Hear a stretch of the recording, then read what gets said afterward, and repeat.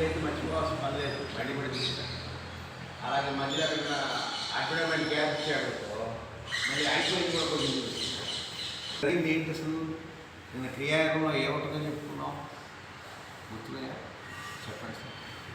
అష్టాంగ యోగంలో నియమంలోంచి కొన్ని సూత్రాలు తీసుకొని క్రియాయోగం తయారు చేశారు.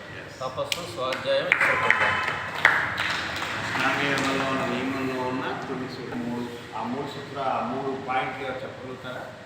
తపస్సు, స్వాధ్యాయం, గుర్తుకొచ్చిందా? కరెక్ట్ సీరియల్ అందుకే చివరి చూపించేది అత్తగారు అప్పుడు. అంటే క్రియాయోగం కనుక మనం స్టడీ చేయడం ప్రారంభిస్తే కనుక సుత్తి కొట్టుట అంటే ఏమిటి నిన్న పెట్టాను గ్రూప్లో, చూడలేదు. సుత్తి కొట్టడం అంటే ఆ క్యామిడీ సుత్తులు కాదు.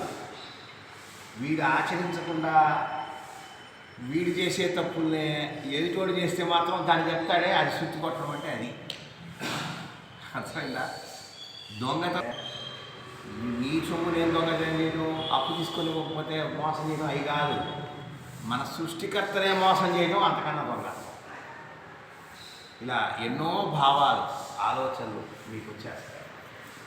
అందువల్లే ఇది ఎందుకు వస్తుంది అంటే, సన్యాసుల్లో 2 రకాలు ఉంటారు, గుర్తుపెట్టుకోండి.